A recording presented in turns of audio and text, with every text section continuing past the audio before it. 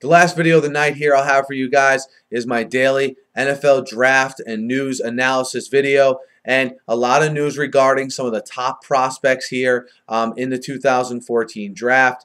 I'll decipher those for you, go through them here, and let you know what I think. You have Jadeveon Clowney was in the news today because he appeared on the Dan Patrick radio show, and Clowney, with a pretty significant announcement saying that his bone spurs in his feet are not bothering him. He's not planning on getting surgery before the combine nor after the combine, and he'll be a 100% participant in Indianapolis here in a couple weeks. And for those of us who follow the NFL draft and who will be locked into the combine, certainly a significant development. You have a guy in Clowney, all right, who's expected to maybe eclipse or get to the 25 rep mark in the bench press, and also run about a 4.40 potentially, which for a guy his size and weight is truly extraordinary. And I just can't wait to watch him at the combine. After his combine performance, I think he'll be firmly solidified as everyone's number one on their big board. He's number one on my big board. Some people still reluctant to put him that high due to maybe some off-the-field concerns, but I think his athleticism will be so overwhelming at the combine, that he'll move up to that number one slot. Now, maybe not the number one pick overall, but probably rated the number one prospect overall on most people's boards. And, you move from a guy in Jadeveon Clowney, who may be the top-rated player in this class, to a guy that pretty soon could be right behind him in the number 2 spot, and that's Greg Robinson from Auburn.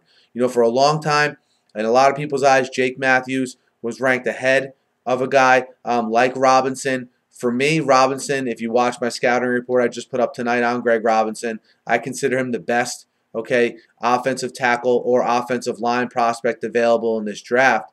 And the thinking is, if the Rams stay at 2, and you figure they won't take Clowney because they already have Quinn and Long as pass rushers, and they won't take a quarterback because they have Bradford, could they very well jump on a guy like a Greg Robinson to solidify one of their tackle spots on the offensive line, a big need of theirs. And, my thing would be, first of all, I expect St. Louis will not be in that number 2 pick, that they will trade it.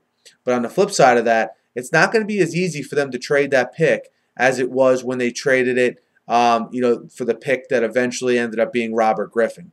There's not that guy at number 2 that I think is going to be so in demand where they're going to get that kind of package for it. So if they stay at 2, I think Robinson would be a good option for them. I think they'd be making a mistake if they passed on Clowney, but they're in a little bit different situation than just about every other team in the NFL, where they have 2 pass rushers that play the exact same position as Jadeveon Clowney. But Greg Robinson's a name, if you're not familiar with him, the run-blocking, mauling offensive tackle with quick feet, long arms that I think will translate well in the NFL. Watch out for him, because he could be a guy that vaults into that top 3 or 4 picks here pretty quickly.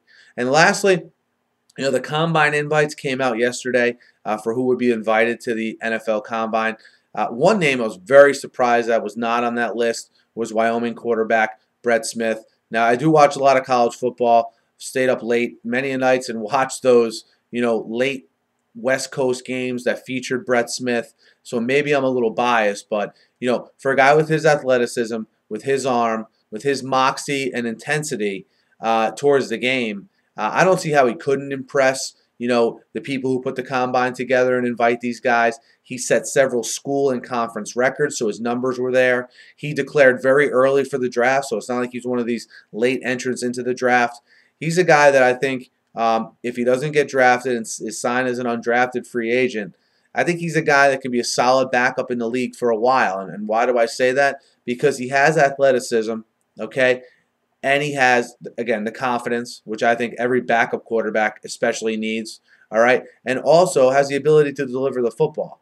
And with the NFL trending more, obviously, towards the athletic quarterback, you could have a backup in Smith, who could really, we won't have to change that athletic style offense to fit his skill set, and he can throw the ball a little bit. So, again, just overall surprised that a guy like Smith did not get an invite to the combine.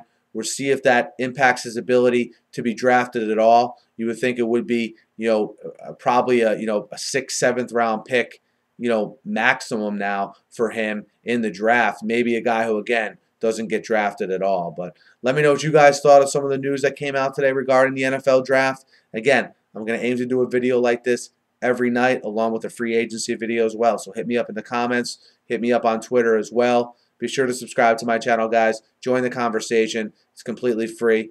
Thanks for listening. Have a great night.